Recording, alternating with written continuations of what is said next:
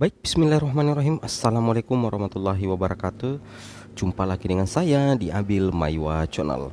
Jadi teman-teman, channel ini merupakan channel pendidikan tempat kita berbagi tentang aplikasi pendidikan, Microsoft Office, serta tips dan triks komputer. Jadi pada video kali ini Bapak Ibu ya, kembali lagi kami akan mengupdate informasi terbaru terkait P3K Guru tahun 2022. Tapi seperti biasa Bapak Ibu guru yang baru mampir di channel kami yang sangat sederhana ini, silahkan tekan tombol subscribe dan aktifkan lonceng notifikasinya agar setiap hari Bapak Ibu bisa mendapatkan update terbaru sekitar P3K Guru. Baik, tanpa panjang lebar lagi, pada video kali ini kita akan membahas terkait info resmi dari Kemenpan RB terkait posisi guru honorer yang lolos passing grade yang pilih jabatan berbeda tahap 1-2 P3K Guru 2021, apakah berpeluang lolos ASN tahun 2022. Baik, kita akan simak, kita akan kupas tuntas terkait info resmi Kemenpan RB ini. Baik, kita langsung to the point saja. Di sini dikatakan Bapak Ibu ya, berdasarkan hasil informasi di raker di live streaming Kemenpan RB bahwa pada masing-masing kategori itu tentunya akan dilakukan urutan berdasarkan nilai yang diperoleh pada hasil seleksi tahun 2021.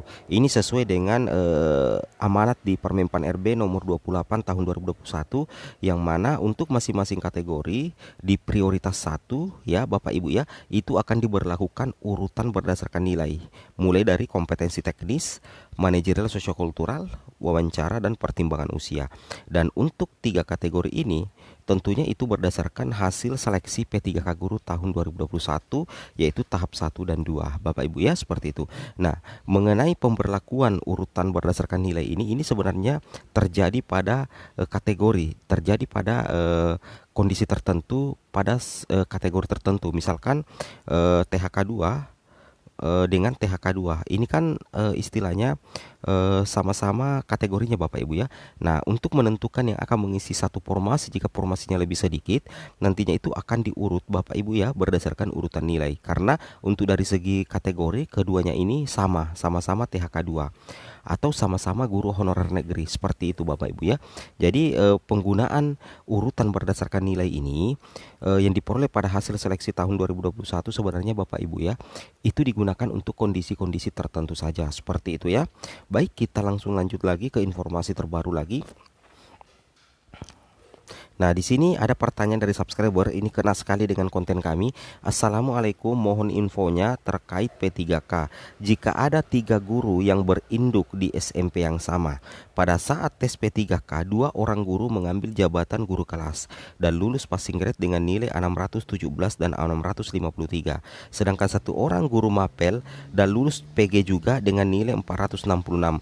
Jika ada formasi di sekolah induknya SMP, mana yang mendapat prioritas utama untuk ditempatkan mengisi formasi tersebut? Apakah dilihat dari nilainya atau dilihat dari pilih jabatannya? Nah, ini sudah terjawab Bapak Ibu ya.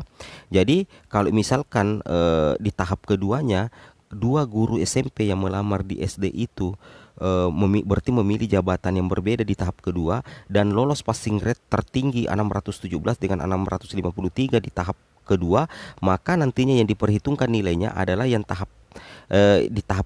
lolos passing grade di tahap pertama, tetapi kemudian mendaftar kembali di tahap kedua, lolos lagi passing grade tetapi dia memilih jabatan di SD. Nah, nilai tertingginya yang ada di tahap pertama nantinya itu tidak diperhitungkan dulu. Jadi yang diperhitungkan dulu adalah nilai tahap kedua. Beda halnya dengan satu guru ini yang di SMP, yang mana dia tetap melamar di jabatan yang sama, yaitu di tahap 1 dan 2 dan mendapatkan nilai 466. Nah, bisa jadi nantinya ini akan dilihat kedua nilai terbaiknya, baik itu tahap 1, tahap kedua, diambil nilai yang terbaik nantinya untuk urutan nilai berdasarkan nilai di seleksi P3K tahun 2022. Jadi salah satu yang menguntungkan bagi yang memilih jabatan yang sama yaitu dua nilai di tahap 1 dan 2. Kedua nilainya yang ada di tahap 1 dan tahap 2 nantinya itu Bapak Ibu ya akan diperhitungkan juga. Seperti itu ya. Nah, itu salah satu kelebihannya, dan di sini kita lihat buktinya ada aturan resmi dari Kemenpan RB terkait dengan hal ini Bapak Ibu ya. Tepatnya di paragraf 5 seleksi prioritas pasal 32. Di sini katakan di ayat 1, seleksi kompetensi bagi pelamar prioritas 1 itu menggunakan hasil seleksi tahun 2021. Jadi untuk seleksi kompetensi bagi pelamar prioritas 1 Bapak Ibu ya, nantinya itu akan menggunakan hasil seleksi di tahun 2021.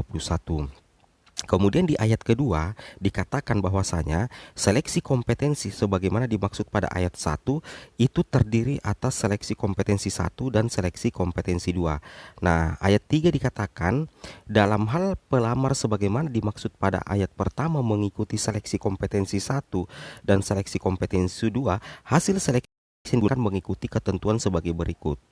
Nah, mengikuti ketentuan sebagai berikut. Nah, di sini kita bisa cek Bapak Ibu ya, saya perbesar.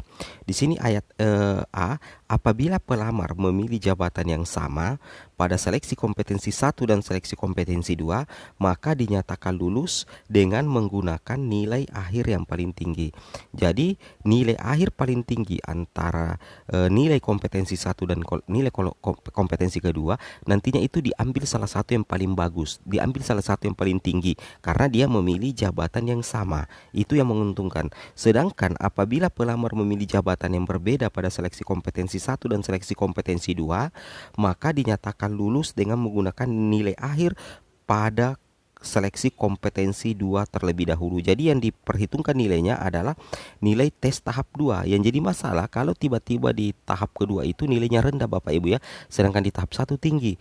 Tapi itu yang diambil, yang diperhitungkan adalah nilai kompetensi tahap 2 karena dia memilih jabatan yang berbeda. Saya rasa apa ya? Ini sepertinya sudah terjawab ya dari pertanyaan subscriber. Mudah-mudahan beliau nonton. Terkait pertanyaan ini adalah salah satu pertanyaan yang sangat berkualitas menurut admin dan salah satu pertanyaan yang bermanfaat karena tentunya bisa diketahui oleh seluruh peserta prioritas P3K Guru dan ini sangat bermanfaat. Terima kasih ya. Oke. Sekarang kita lanjut lagi ke informasi berikutnya Bapak Ibu ya. Di sini masih ada informasi. Nah, di sini kami berikan skemanya Bapak Ibu ya. Kami berikan sedikit skema. Di sini berdasarkan Permenpan RB tadi itu ya. Di sini kan kuota formasi ya, anggaplah di SDA kuota formasinya itu 1 guru kelas. Nah, si Andi ini ada Pak Andi. Dia adalah prioritas 1 guru negeri, nilai tahap 1-nya 512, nilai tahap 2-nya 615. Kemudian memilih jabatan yang sama. Sedangkan Pak Rio ini adalah prioritas 1 juga guru negeri. Nilai tahap 1-nya itu adalah 617, nilai tahap 2-nya itu adalah 510. Memilih jabatan yang berbeda. Nah, di sini aturannya kalau memilih jabatan yang sama, nilai tahap 1 dan 2 keduanya akan diperhitungkan nilai terbaik. Sedangkan kalau memilih jabatan yang berbeda, maka yang dinilai dulu adalah nilai tahap kedua. Kebetulan di sini nilai Pak Rio ini yang tinggi sekali itu kan di tahap 1 yaitu 617. Tapi karena dia memilih jabatan yang berbeda, maka yang diperhitungkan nilainya dulu adalah nilai tahap yang kedua. Nah, padahal formasi cuma 1 seperti itu ya. Jadi nilai yang diperhitungkan adalah yang ini, nilai tahap 2 saja yaitu 510 karena memilih jabatan yang berbeda. Meskipun nilai tahap 1-nya tinggi seperti itu ya. Sedangkan Pak Andi ini nilai tahap 1-nya 512 dan nilai tahap 2-nya 615. Nilai tahap 1-nya rendah Bapak Ibu ya, tapi karena dia memilih jabatan yang sama, maka kedua nilainya nanti ini akan diperhitungkan mana yang paling baik. Dan yang paling baik itu adalah nilai tahap kedua. Jadi nilai tahap keduanya 615, berarti lebih unggul daripada Pak Rio yang nilainya hanya 510 karena tidak diperhitungkan nilai tahap 1-nya karena memilih jabatan yang berbeda. Sedangkan kuota formasi hanya 1 Bapak Ibu ya, hanya 1. Jadi secara otomatis yang mengisi pertama kuota formasi adalah Pak Andi. Nah, jadi Pak Andi. Sedangkan Pak Rio tetap dinyatakan lulus karena dia lolos passing grade, apalagi dia adalah prioritas 1. Dia wajib untuk memilih formasi atau kebutuhan induk, kebutuhan sekolah, kebutuhan formasi di sekolah lain yang linear dengan ijazah dan sertifikat pendidiknya. Jadi Pak Rio ini sisa memilih kembali formasi nantinya yang lain di sekolah lain seperti itu ya. Sedangkan Andi sukses mengisi 1 kuota formasi. Seperti itu ya. Ilustrasinya Bapak Ibu ya, berdasarkan Permenpan RB pasal 33 ya, paragraf kelima. Nah, seperti itu.